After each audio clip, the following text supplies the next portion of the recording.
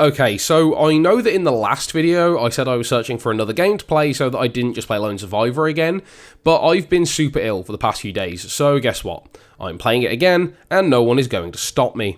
I must have gone all the way through this game at least 10 different times across different platforms.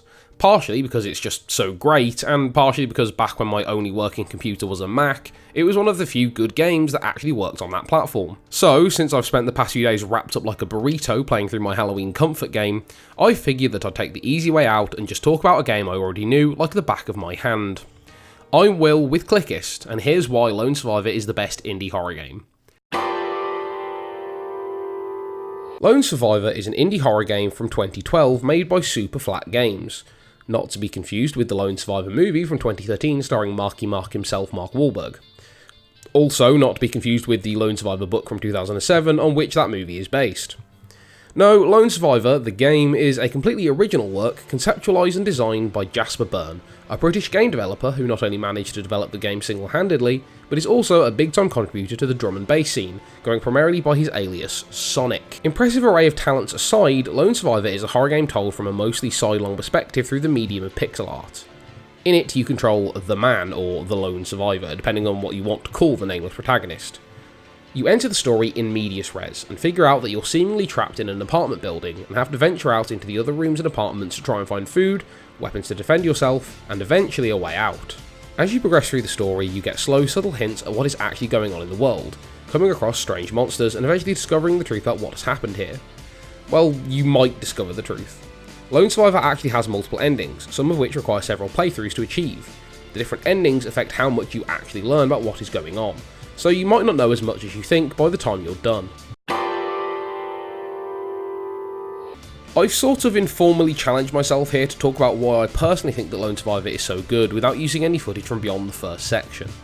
The reason that I did this is because I genuinely think that this game is so great your first time through that I didn't want to be responsible for ruining anyone's first impressions. For that reason, you're only going to be seeing footage from the apartment building. Lone Survivor is a game all about atmosphere and creepy claustrophobic environments. The main goal of the game, or at least the main goal you start with, is finding enough food to survive as you try your best to escape a city and possibly a world overrun by mutated humans. Starting out locked in your apartment, you must slowly but surely explore more and more of the building, discovering what has become of the other residents, and eventually making your way to freedom. The game bears more than a passing resemblance to Silent Hill, and we're talking classic, creepy, foggy, isolationary Silent Hill, not pyramid head abusing, pachinko whoring, weapon degradation Silent Hill. From the monster design to the short view cone and even some of the visual and sound design, this game really wants you to know how great it thinks Silent Hill is. Aside from the homages to one of horror gaming's most recognisable franchises, Lone Survivor has a lot going for it that is wholly its own. The entire thing takes place on a 2D plane, severely restricting the amount of visual information that you have access to, and this is one of those aspects that disempowers the player to make the game feel scarier. Obviously pixel art is rarely scary, no matter how much those games based on creepypastas try to tell you that it is. The way that Lone Survivor gets around this is that it doesn't really try to scare you. Instead, what it does is get under your skin and creep you out, mostly through the narrative and the atmosphere. As you walk around, you have the noise of static coming through the speakers whenever a monster comes close to you, another element borrowed from Silent Hill. When you've been playing for a while, your brain becomes trained to put you on edge whenever this noise starts up, laying the groundwork for everything else to get to you. The visuals also help nicely.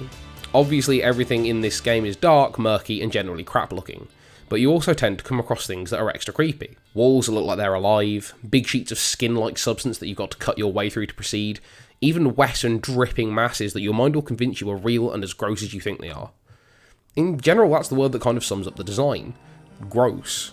Not in the cheap, gross-out humour kind of way, more in the subtly wrong, soggy tendrils clawing at the inside of your skull kind of way.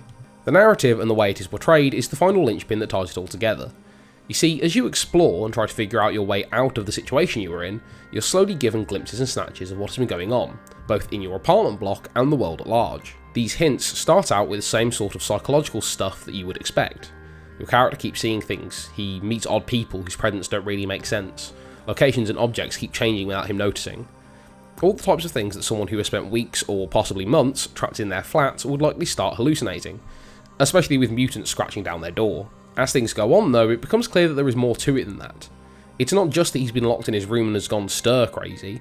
The way your character perceives and interacts with the world is just subtly wrong in ways that are difficult to describe. At first his reactions seem pretty reasonable. He questions why the characters he meets have managed to survive the disaster so long, and becomes exasperated when they don't answer his questions. But then he also acts in odd ways himself. Whether it's a lack of desire to talk about something, or a screaming refusal to touch things that are in what is supposedly his apartment, the clues that something horrible is going on inside the mind of the protagonist start to pile up pretty fast. These clues become even more important once you actually know what is going on, discovering the truth and then going back and seeing all of the little hints thrown into sharp relief. Speaking of the endings, the way you actually have to get the endings is pretty interesting. They're sort of taught to you by the ending screens, but you actually can sort of learn them by carefully paying attention on your way through the first time. There are notes and hints here or there that teach you exactly what you need to do or avoid doing to get the better endings. There are some more obscure things you can do, but honestly, discovering those is all part of the fun. I suppose overall that's what I think makes Lone Survivor so damn good. It's the attention to detail. From the time you boot the game up to the moment you finish playing, everything feels carefully and meticulously planned. It starts out with the play with headphones and brightness settings thing that you get in most horror games these days, but it also tells you how to enjoy the adventure and has you actually describe your feelings about the game to decide which difficulty setting you need.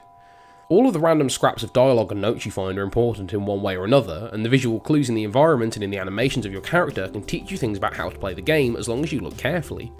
In the history of indie horror games, I don't think that a game has ever been this close to being a perfect 10 horror masterpiece before, and I seriously doubt any game is going to be able to do it in the future.